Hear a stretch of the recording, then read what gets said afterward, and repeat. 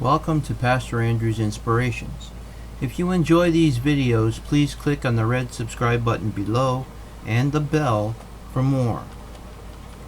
Welcome to our online church, a congregation made up of many from around the world.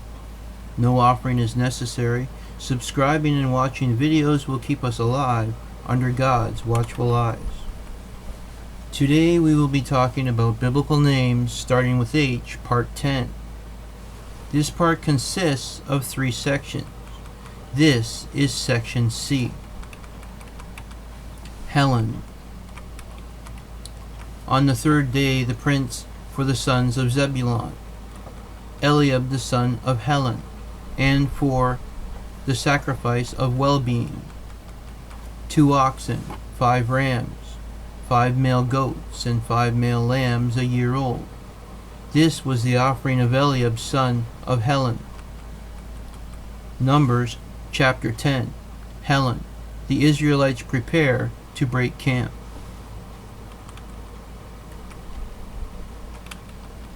The tribe of Zebulun was the prince Eliab son of Helon. Judges, Shoftim. Judges chapter 12. Helon, the judge of Israel, 1083 to 1073 BC.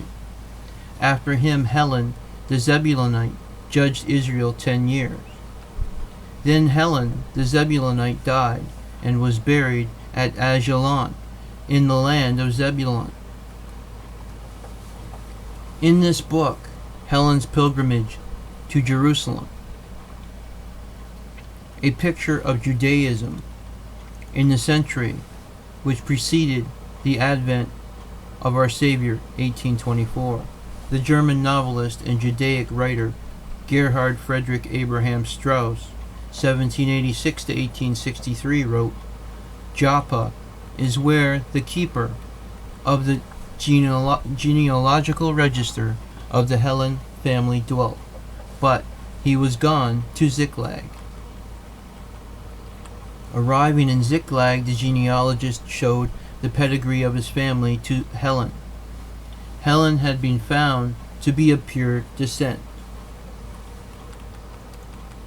Kettle, 1845 or 1847, describes Helon as a rabbi of high birth, a member of the Sanhedrin, who was present at the questioning of a man who calls himself Christ. Helon became a leper. He had a wife named Sarah, a son, Benaiah the younger, and a daughter, Miriam. In an allegory penned in 1863, the author IEP alludes to the leper Helon, then resident in a pleasant village in one of the western counties of England, as being a captive and wandering Jewish man.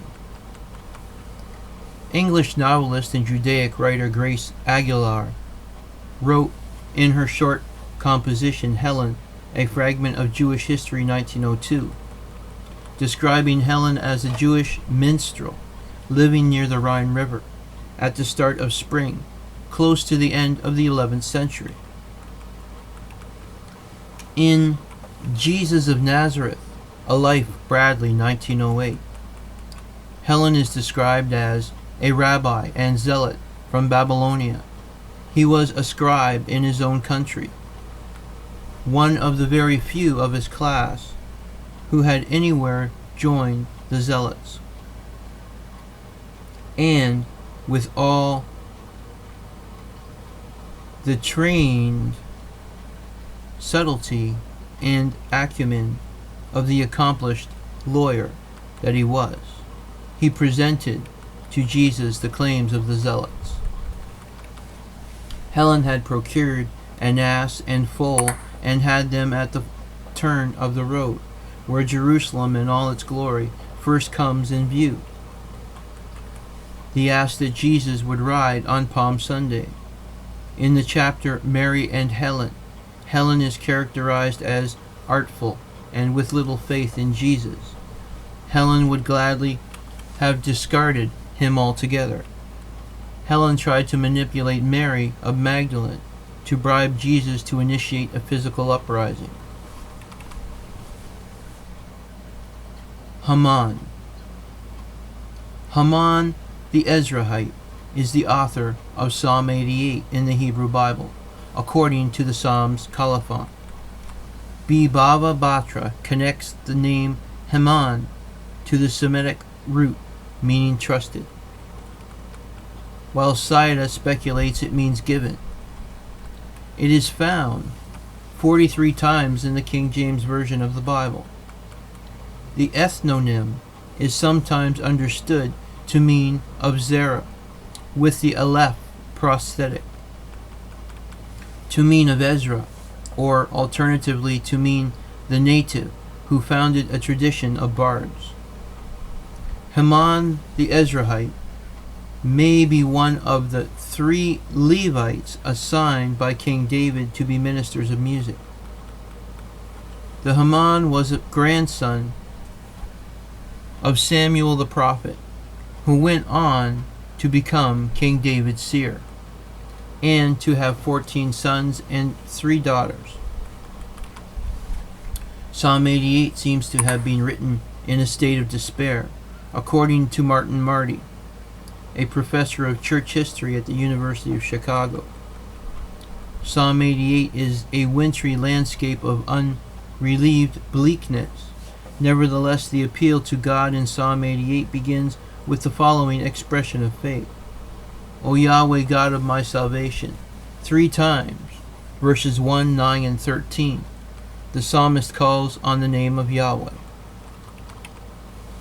The psalmist accompanies each invocation with a reference to his perseverance in prayer. For example, in verse 9, he declares, I call on you, O Yahweh, every day. Henadad. Henadad is a biblical name which appears only in Ezra and Nehemiah, in a passage which describes the rebuilding of the wall of Jerusalem. 2 sons of Henadad, Baveh and Benu, are named as taking responsibility for portions of the wall. Benu reappears later, where he is described as a Levite and as one of the signatories of the covenant between Ezra, God, and the people of Judah. The sons of Henadad, though without any specific individual's name, are mentioned also in Ezra chapter 3, a difficult passage. Hephzibah. Hephzibah, or Hephzibah, meaning my delight is in her, is a figure in the books of Kings in the Bible. She was the wife of Hezekiah, king of Judah, 715 and 686 BCE, and the mother of Manasseh of Judah, 687 to 643 BCE. Hephzibah is depicted in 2 Kings chapter 21. According to rabbinic literature, Isaiah was the maternal grandfather of Manasseh.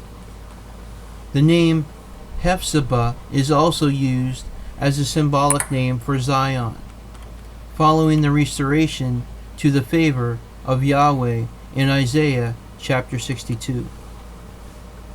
This was a biblical name starting with H, part 10. Please stay tuned for part 11, starting with Hermas's story. If you like these videos, please click on the red subscribe button below and the bell for more. Adonai Nisi, the Lord, is our banner.